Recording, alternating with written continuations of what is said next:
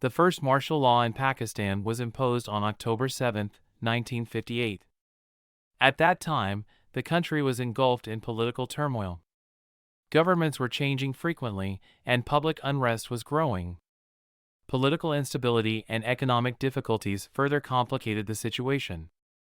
General Ayub Khan, who was the army chief at that time, collaborated with President Iskandar Mirza to declare martial law.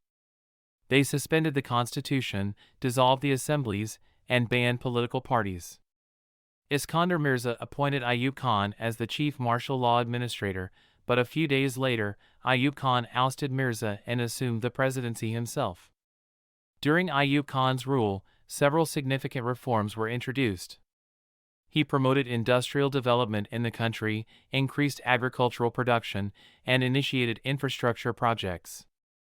Under his regime, agricultural reforms were implemented through the Green Revolution, which significantly boosted agricultural output. Ayub Khan introduced the system of basic democracies aimed at strengthening democracy at the grassroots level.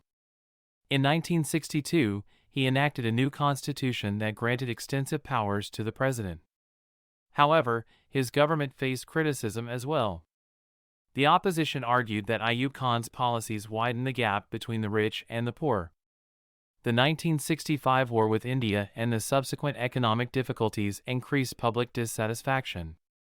Eventually, widespread public protests and movements forced General Ayub Khan to resign in 1969. He was succeeded by Yahya Khan, who imposed martial law once again. General Ayub Khan's era remains a significant chapter in Pakistan's history. His reforms and policies set the country on a path of development, but their effects are still felt today.